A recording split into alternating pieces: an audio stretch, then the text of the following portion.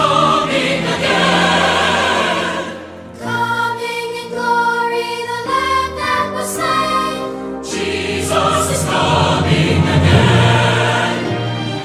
Coming again, coming again. Jesus is coming again. Coming again, coming again. Jesus is coming again. Coming again, coming again.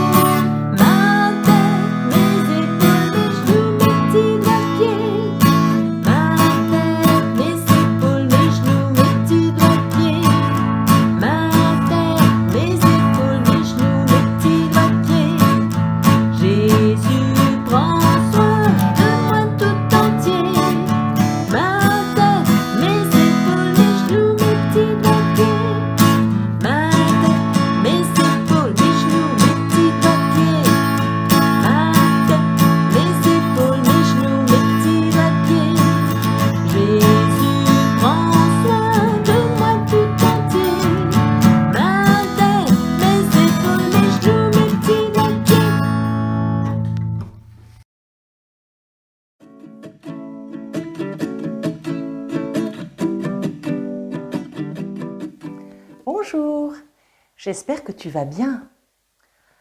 J'ai une petite question à te poser. Aurais-tu des exemples des choses extraordinaires que Jésus a faites quand il est venu sur la terre et qui sont décrites dans la Bible? Alors moi, j'en ai relevé quelques-unes. Mais tu sais, il y en a beaucoup d'autres. La première, c'est quand Jésus était dans la barque avec ses disciples et il y avait une grosse tempête.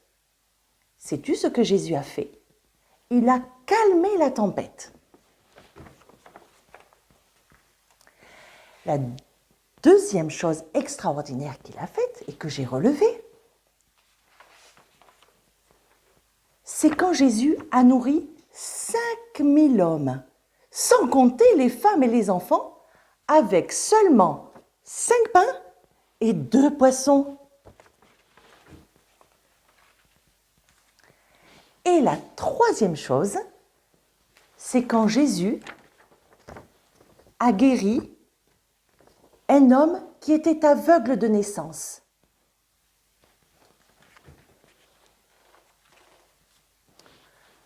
C'est extraordinaire ce que Jésus a fait. Tu ne trouves pas? Cela s'appelle un miracle. Je vais te raconter un autre miracle que Jésus a fait. Cette histoire, tu la trouveras dans la Bible. Dans l'Évangile de Marc, chapitre 1, versets 29 à 31.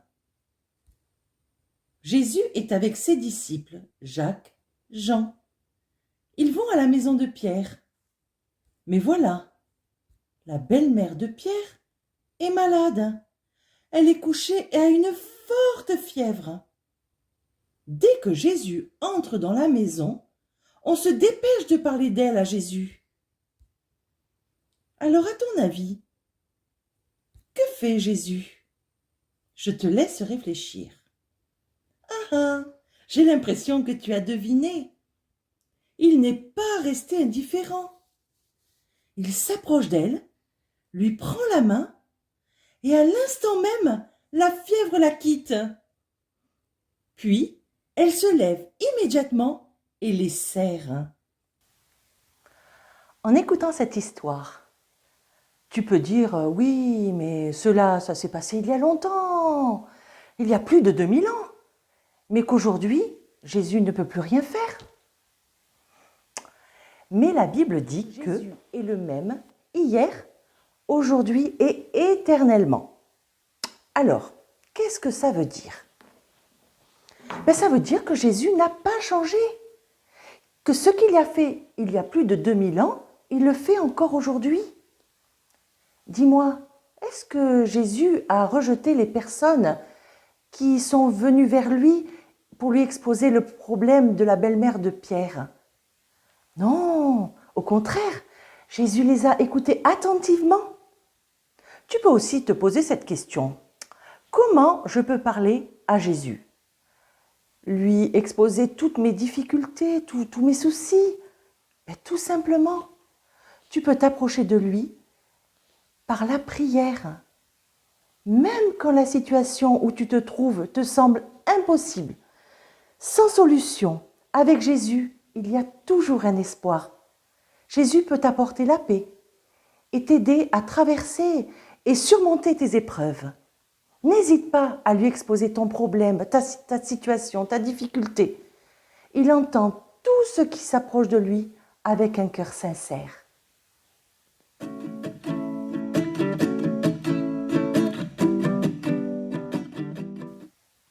Alors, si tu es d'accord, on va faire un petit jeu. Alors, il faut remettre le verset dans l'ordre. Le premier, je vais t'aider, ça commence par une majuscule. Alors, vois-tu, et un rond vert. Voilà, je t'aide un peu plus. Voilà, bravo, tu as trouvé. On va lire ensemble.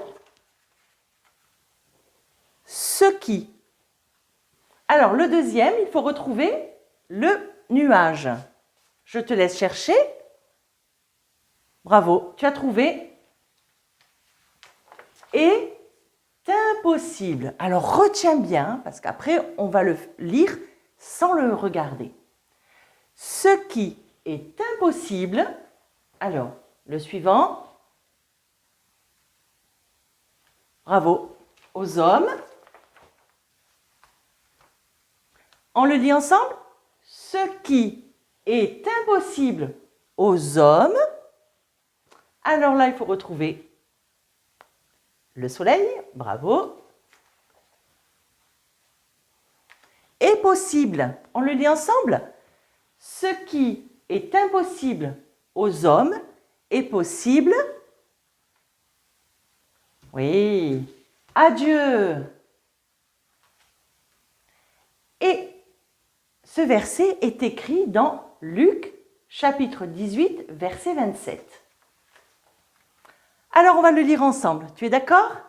Allez. Ce qui est impossible aux hommes est possible à Dieu. Luc 18, 27. Attention, on va tourner. Allez, on va le lire ensemble. Ce qui est impossible aux hommes est possible à Dieu. Luc 18, 27. Allez, on va en tourner un autre. Allez, on le lit ensemble. Ce qui est impossible aux hommes est possible à Dieu. Luc 18, 27. On va en tourner deux. Parce que je sens que c'est trop facile pour toi. Allez, attention. Ce qui est impossible aux hommes est possible à Dieu. Luc 18, 27. Et les deux derniers.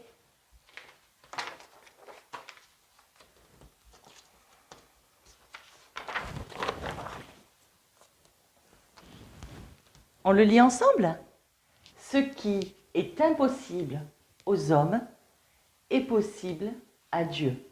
Luc, chapitre 18, verset 27.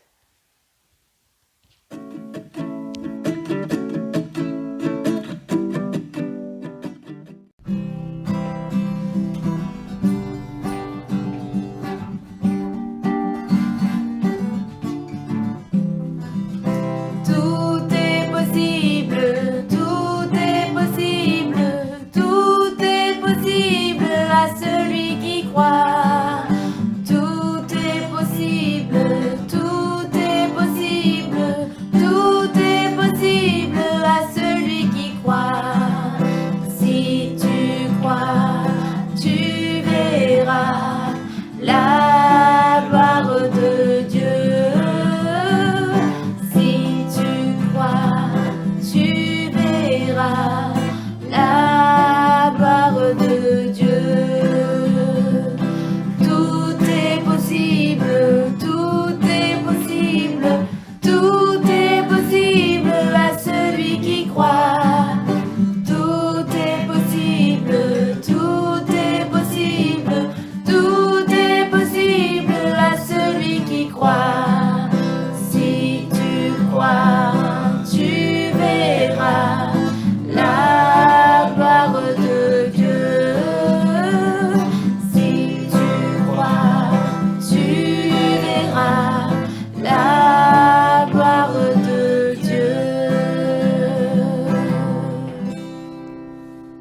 Est-ce que tu pourrais me citer d'autres miracles que Jésus a fait quand il est venu sur la terre? Ou peut-être qu'il a fait pour toi? Tu peux, si tu es d'accord, nous le faire partager en nous écrivant à équipeweb@sfr.fr. À bientôt, au revoir.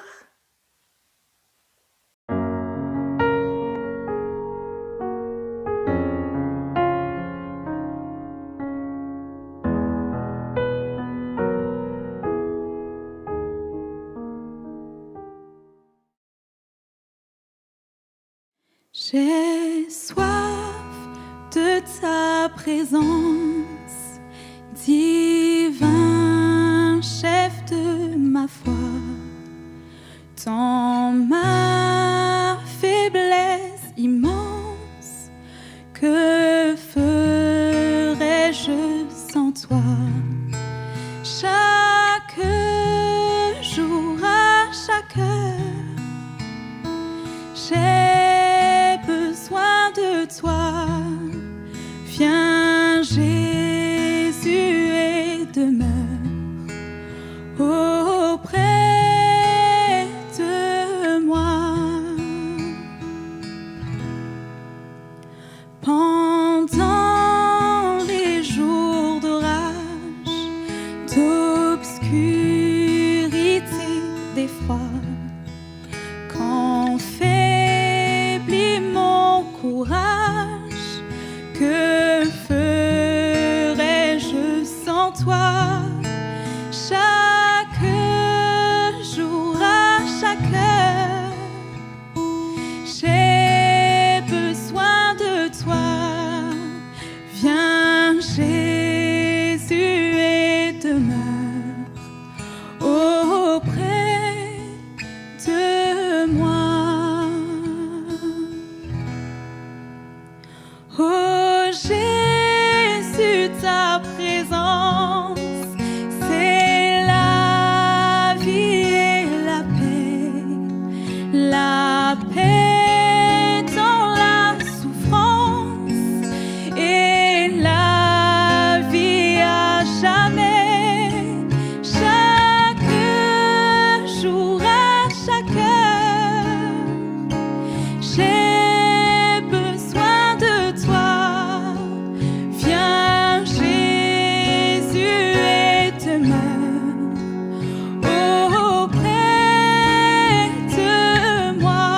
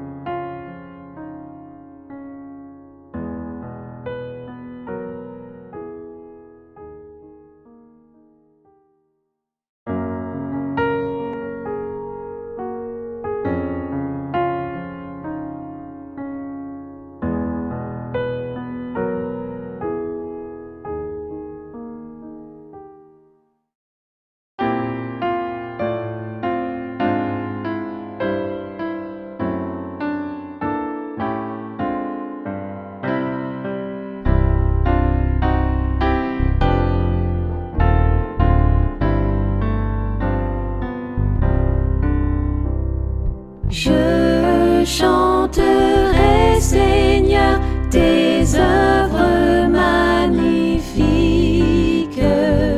ton auguste pouvoir, ta suprême grandeur. Au concert de tes saints, j'unirai les cantiques que pour toi me dicte mon cœur, que pour toi me dicte mon cœur. Oh, que de l'Éternel la parole est féconde. L'univers fut jadis l'ouvrage de sa voix. Il dit les éléments, le ciel, la terre et l'onde.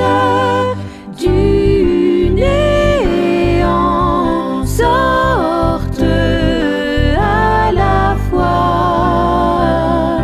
Du néant sortent à la fois.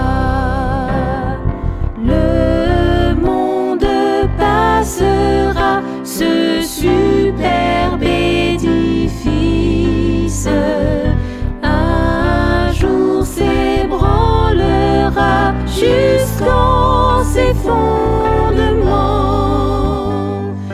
Ta sagesse, grand Dieu, ta bonté, ta justice subsisteront dans tous les temps. Subsisteront dans tous les temps.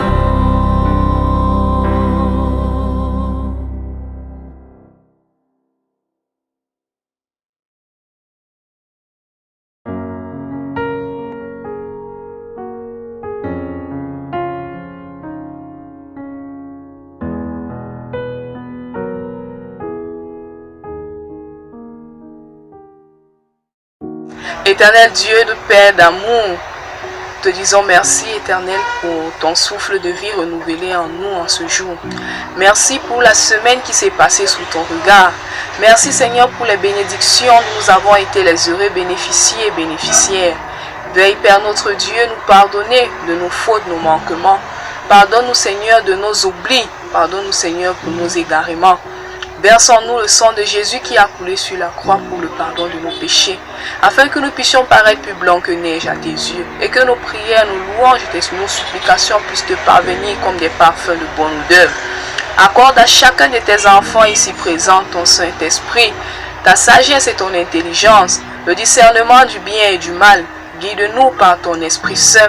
Dirige-nous afin que, Seigneur, notre Dieu, nous puissions toujours faire davantage ce que tu nous recommandes de faire dans nos vies pour la bonne marche chrétienne avec toi.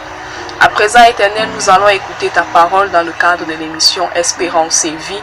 Nous te prions, Éternel, notre Dieu, de saisir nos cœurs, de saisir nos pensées, de donner, Seigneur, ton Saint-Esprit et d'inspirer ton enfant qui parlera de ta part ce soir.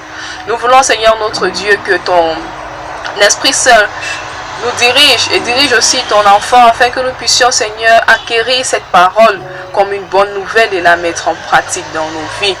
Veille, Seigneur, notre Dieu, mettre la paix et le calme autour de nous afin que nous puissions écouter très attentivement cette parole. Bénis tous tes enfants qui écouteront en ce jour. Bénis, Seigneur, notre Dieu, au-delà de ce que nous attendons. Bénis, Seigneur, ton prédicateur. Au nom de Jésus-Christ, nous t'avons prié. Amen.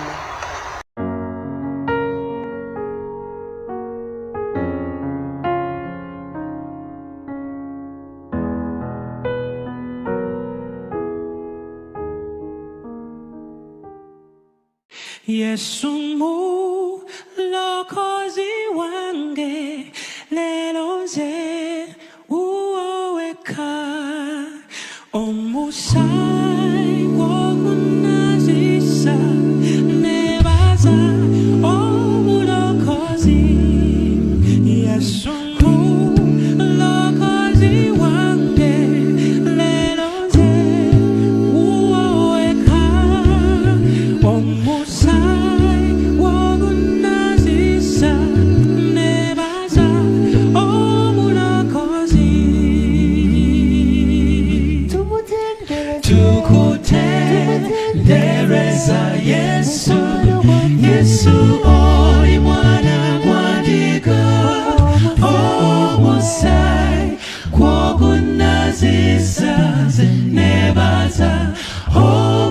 Mulokozi, tukutendereza Yesu, Yesu oli mwana gwandika omusai kwogunazisa nebaza omulokozi. Edana fuba bufubi okufuleni rembe lero mamiritedala okweya biza Yesu. Edana fuba bufubi okufuleni rembe lero mamiritedala okweya biza Yesu. Tukutendereza Yesu, Yesu oli mwana gwandika omusai gwogunazisa nebaza omulokozi. Tukutendereza Yesu, Yesu oli mwana gwandika omusai gwogunazisa nebaza omulokozi. Nebaza, nebaza omulokozi. Nebaza, nebaza omulokozi. Nebaza, nebaza omulokozi. Nebaza, nebaza omulokozi.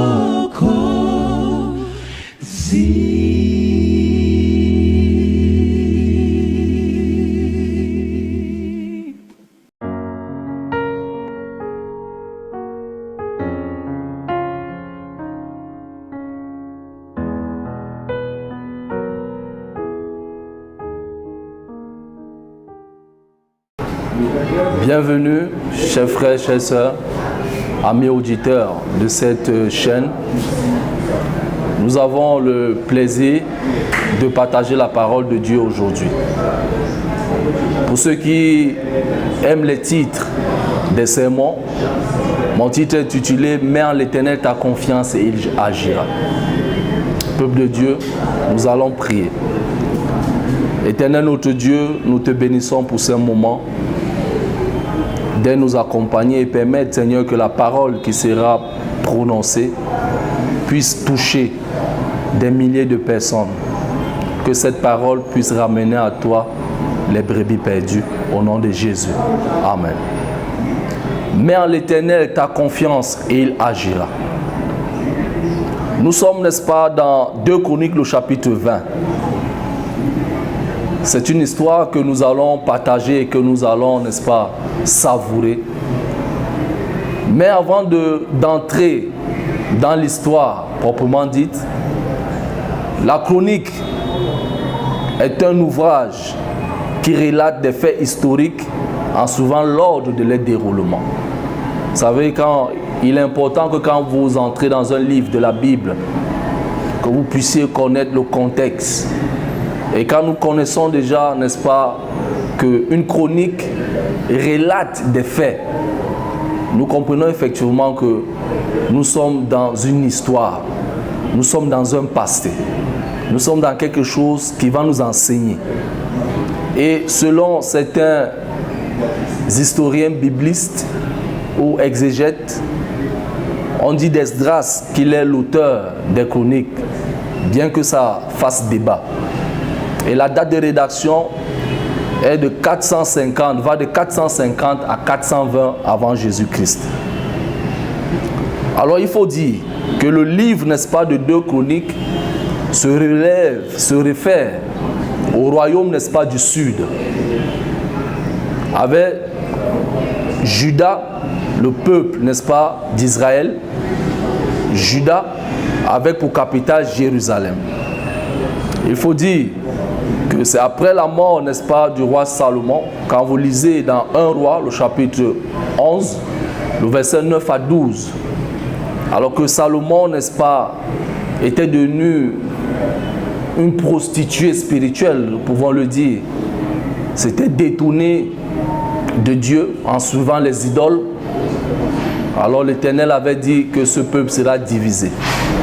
Mais pas à ton vivant, à cause de l'amour que j'ai eu pour ton père. Mais après toi, ce royaume sera divisé. C'est pourquoi 2 Chroniques ici se réfèrent au royaume du sud. Juda avait pour capitale, n'est-ce pas, Jérusalem. Le livre, n'est-ce pas, de 2 Chroniques retrace certains rois qui ont été à l'origine d'un temps de réveil spirituel et de réforme, tels que Salomon, comme nous l'avons dit. Mais aussi on parle de Josias, ce roi, n'est-ce pas, à l'âge de 8 ans, qui a commencé des réformes. Et bien entendu, le roi Josaphat, qui nous intéresse aujourd'hui. Alors Josaphat veut dire en français « l'Éternel a jugé ». Il faut dire qu'il a une particularité. C'est que Josaphat, n'est-ce pas, a acquis de la sagesse.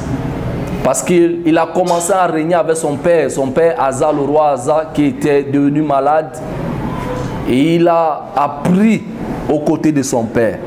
Tout le long du règne de son père, il a été à côté de lui, ils ont régné ensemble.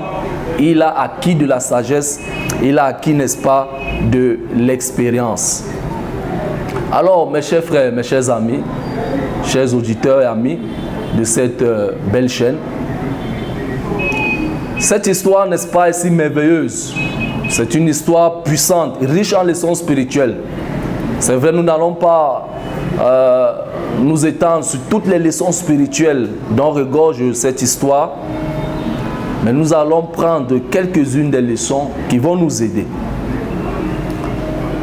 Dans 2 Chroniques chapitre 20, à partir, n'est-ce pas, du verset 1, on nous dit: après cela, les fils de Moab et les fils d'Ammon, et avec eux des Moanites, marchaient contre Josaphat pour lui faire la guerre.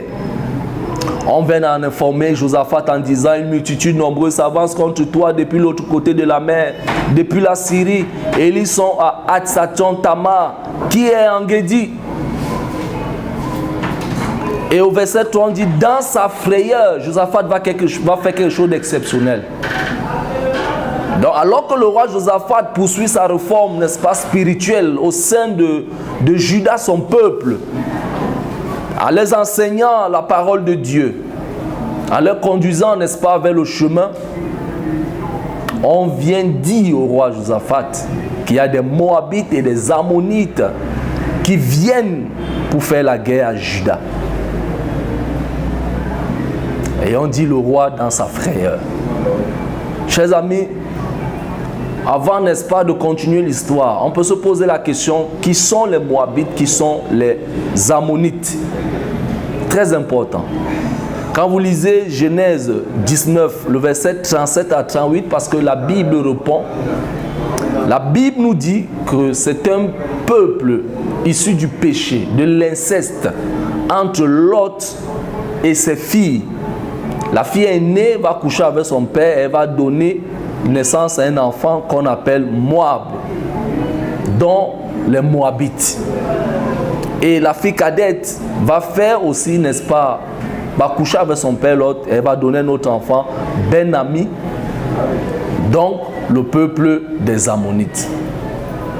Ce qu'il faut connaître ici, c'est qu'à partir de ce verset que nous venons de lire, nous comprenons que c'était des peuples frères, parenté Israël, parce que Lot étant le neveu, n'est-ce pas, d'Abraham.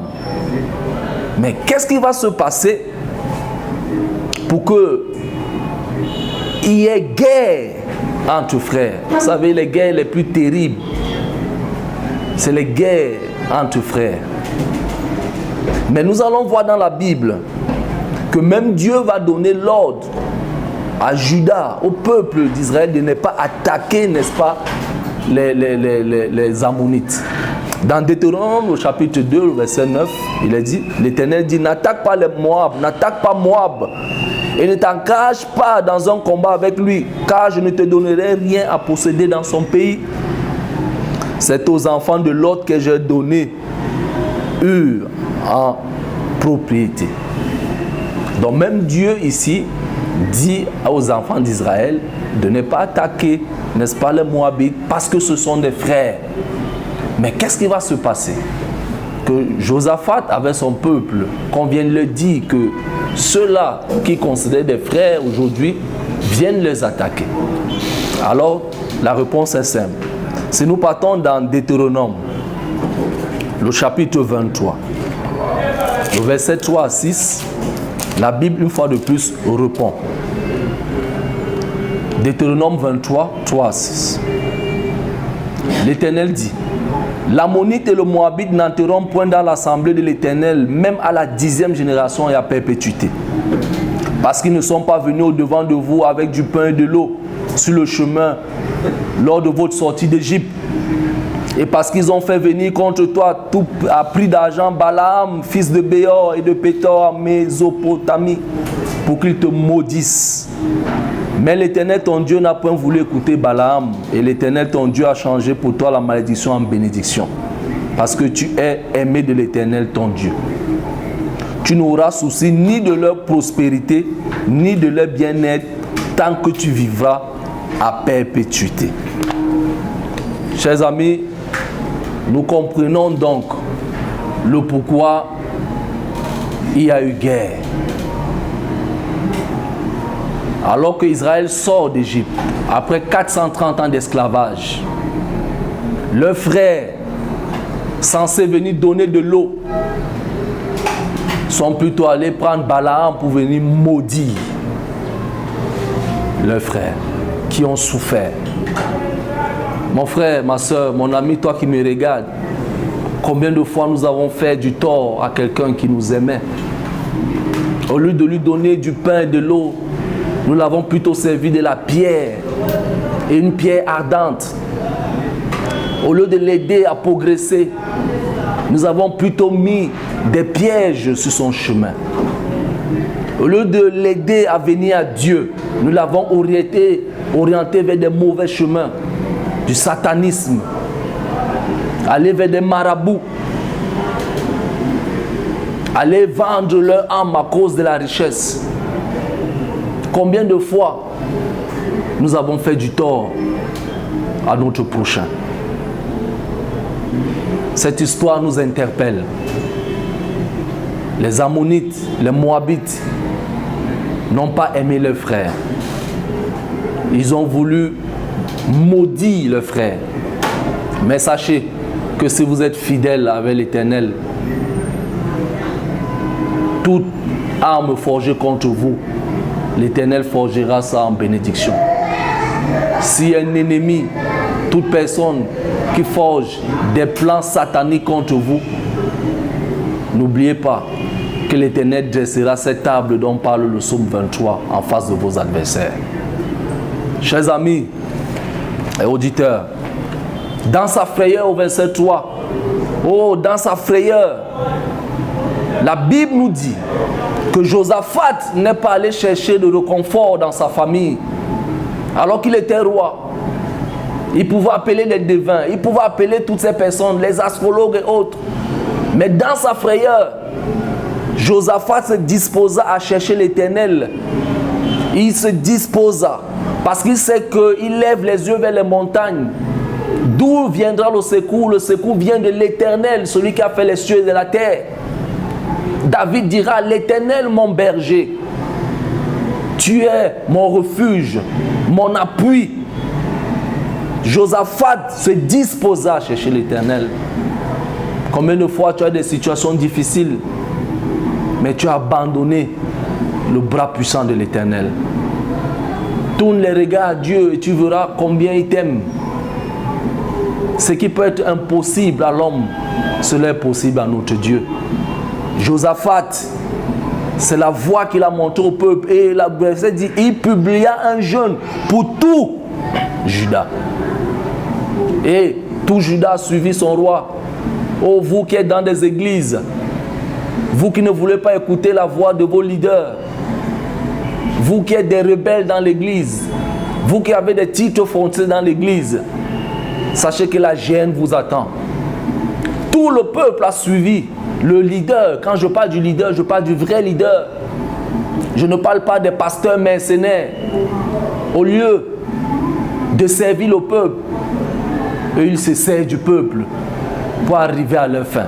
Mais je parle de ce serviteur qui craint l'Éternel, peuple de Dieu.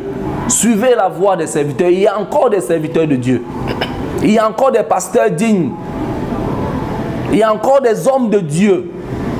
Des hommes que Dieu utilise. Cette tendance où aujourd'hui tous les pasteurs font des désordres. Non, ce sont des techniques sataniques pour nous amener à ne plus à faire confiance en notre Dieu ni à son institution, l'Église. Je dénonce cela. Il y a encore des hommes de Dieu. Et le peuple a suivi son roi. Et ce qui m'a touché au verset 13, on dit tout Juda se tenait debout devant l'Éternel avec leurs petits-enfants, leurs femmes et leurs fils, leurs petits-enfants, la progéniture, l'héritage, ceux qui vont nous suivre. Aujourd'hui, nos petits-enfants sont laissés ça et là. Ils sont dans Facebook, dans WhatsApp, dans Twitter et autres. On ne les amène plus à la vérité, à la parole de Dieu. Ils se nourrissent eux-mêmes. Ils cherchent eux-mêmes leur propre voie. On dit, si jeunesse savait, si vieillesse pouvait. Ces jeunes, si nous les abandonnons, nous aurons une société chaotique demain. L'Église a encore son rôle à jouer aujourd'hui dans cette société troublante. Les hommes de Dieu ont encore quelque chose à jouer aujourd'hui. Les chrétiens du monde, la Bible dit nous sommes la lumière du monde. Nous sommes le sel de la terre. Et c'est ce que Josaphat, même les petits-enfants, parce que Dieu a besoin que tout son peuple soit uni. L'Éternel ne mérite-t-il pas d'avoir un peuple fidèle? Ne mérite-t-il pas d'avoir un reste qui se soucie, qui l'aime, qui veuille le servir? N'abandonnons pas l'éducation de nos plus petits. Et l'Éternel à Jésus disait, laissez venir à moi les petits-enfants. Laissez venir à moi ces petits-enfants. Dieu aime la jeunesse. Jésus a aimé la jeunesse. C'est pourquoi il a versé son sang pour cette jeunesse. Il a versé son sang pour tout le peuple. Et tout le peuple a suivi son roi d'un même cœur. Et la Bible dit, alors au verset 14, l'Esprit se saisit au milieu de l'assemblée Jacaziel. Et Jacaziel va prophétiser. Soyez attentifs, tous Juda et habitants de Jérusalem. Et toi, roi Josaphat, ainsi parle l'Éternel, ne craignez point et ne vous effrayez point devant cette multitude nombreuse, car ce ne sera pas vous qui combattrez, mais ça sera Dieu. Amen. Notre Dieu est puissant. Si tu te laisses conduire par lui, tu verras toi-même des miracles. L'Éternel, calmez-vous, ça sera moi. Ne vous effrayez point à n'importe quelle situation. Laissez la main de l'Éternel, car elle campe autour de ceux qui le craignent. Mes chers frères, mes chers amis, vous auditeurs de cette télé, la Bible nous dit quelque chose d'extraordinaire. Au verset 24, lorsque Judas fut arrivé sur la hauteur d'où on aperçoit le désert, il regardait du côté de la multitude et voici c'était des cadavres étendus à terre et personne n'avait échappé. Josaphat et son peuple allaient prendre leurs dépouilles. Ils trouvèrent parmi les cadavres d'abondantes richesses et des objets précieux. Et ils en enlevèrent tant qu'ils ne purent tout emporter. Ils mirent 3 jours au pillage du butin car il était considérable. Amen. Ils n'ont pas pu combattre l'Éternel. Ce que l'Éternel dit, ne le fera-t-il pas? Il dit, ne vous effrayez point. Non, ne craignez point devant cette multitude. Ce ne sera pas vous qui combattrez, mais ça sera moi. C'est ce que l'Éternel te dit aujourd'hui. Laisse-toi conduire par l'Éternel et tu verras des miracles qu'il accomplira dans ta vie. Aujourd'hui, l'Éternel a besoin des hommes et des femmes qui se lèvent.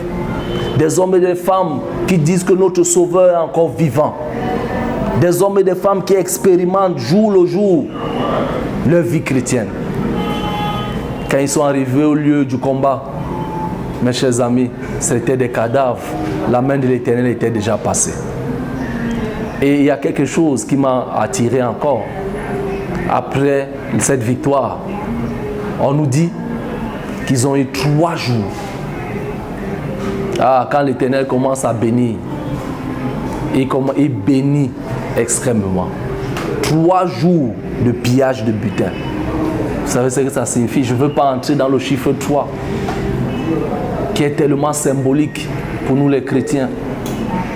Mais 3 jours de pillage. L'Éternel leur donne la victoire, l'Éternel accorde aussi la richesse au peuple. Chers amis, pour ne pas tirer de long à large, je te convie à mettre ta confiance en l'Éternel et sois-en sûr, l'Éternel agira. Parce qu'il entend les cris de ses enfants. Il entend les cris de ceux qui le craignent. Il frappe à la porte de ton cœur. Si tu ouvres, alors il entrera et il soupera avec toi et toi avec lui. Alors que notre Seigneur Jésus est à la porte, en train de revenir, toi tu as encore le temps de changer. Tu as encore le temps de l'accepter. Je voudrais donc lancer cet appel, oh toi qui me regardes, de donner ta vie à Christ, de te laisser conduire par lui, car l'Éternel revient bientôt. Je vais faire une prière pour ceux-là qui le désirent, afin que l'Éternel puisse toucher votre cœur. Notre Dieu, notre Père, ton message a été prêché. Nous voulons te supplier que ce message puisse porter des fruits dans le cœur de tes enfants. Ne permets pas que le diable nous possède, mais toi possède-nous et scelle-nous par le sang de ton Fils Jésus. Je prie pour quelqu'un qui est en train d'écouter ce message à l'heure actuelle et qui sent qu'il veut changer, de l'aider Seigneur à changer, de l'aider à venir à toi et d'inscrire son nom dans le livre de vie. Que l'Éternel te bénisse, que l'Éternel te garde, au nom de Jésus-Christ. Amen.